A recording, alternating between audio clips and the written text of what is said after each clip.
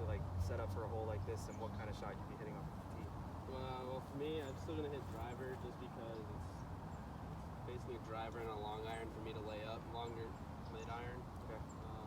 So for me, I've tried to hit like a 3-wood or something off this box before, and it just puts me a little bit too far back. So I still like hitting the driver, and I like to see a little bit of a draw since the hole this is the one hole that does go right to left.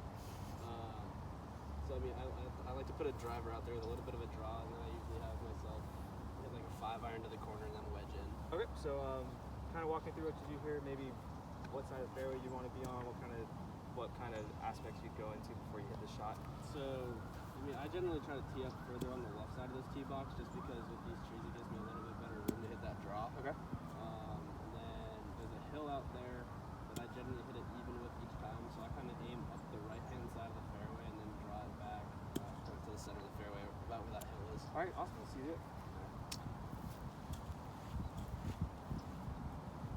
Would you be kind of leaning towards the high shot in this case? Yeah, I'm gonna go high and try to land it at the hole. I've got my 62-degree wedge because I think if anything lands short, it's just gonna take too hard of a bounce and be way past the flag. Or if I leave it kind of at the top, it's just gonna stay in this rough and off the same chip again. And then in shots like this, do you usually pick the spot that you see you want to land it? Like, are you trying to land it around the area, or are you just trying to land this within a certain circle around the hole? I mean, the flag right now is kind of sitting like in the shadow.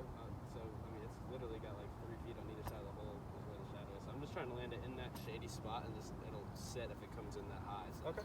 All right. Let's see it. that's what I'm looking for.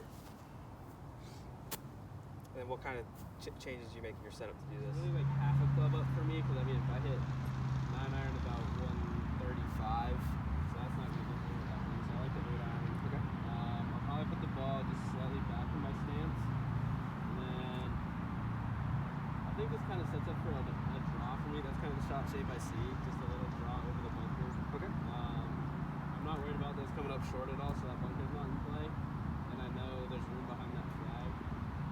So if I basically kick the field goal between those two trees, it's kind of Looking to try and make it still, of course, but making sure we leave ourselves a nice tap in for par. This one's a little tricky because in the last 5 feet, it looks like there's a little downhill slope. So kind of just walk me through when you see something like this, how you would handle it, and what maybe your goal is for the end of the putt. Since there's that big slope there, I mean, it's pretty two distinct sections. So when I have a putt like that, I'll look at this upper section, and it's pretty flat. It's going to want to work its way left, but once it gets to that second section where that ridge really comes into play, it's going way downhill, and it's going to take it even harder to the left. Okay. So, I mean, I'm looking to really almost die this really once that ridge begins, because otherwise, I mean, it's really not going to stop. And the goal is really just to try to get down in 2. So I've got a 56. That's the middle of my 3 wedges. I don't like the 62 for this because it's just too far of a shot. And then 52 could be one, but I know there's a little bit of a ridge that runs through the middle, so I want to kind of land it close to where that ridge starts and then have it really separate. So we're going uphill, so I'll have to give it a little bit more than what the distance would say. But nonetheless, I'm still going to play kind of like a bump and run style, so I'm going to put the ball back in my stance, kind of square glove face. Okay. But, and then where are you trying to land this a quarter of the way on the green and running out, or are you trying to fly it more there with a little bit less run this out? one's probably, generally with my 56, it's kind of 50-50. Okay. When I hit my 62, it's pretty much like, That's your high stop shot? that's the, not even more than 3/4 of the way there, because it'll stop. And Okay. then the 56 is generally that 50% in the air, 50% on the ground, and then my 52 is generally about 1/3 and 2/3. Okay. So you're going to try and land this halfway there? Yeah, I mean, no matter how far the putt is, I always mark it with the blank side of the golf ball up. Okay.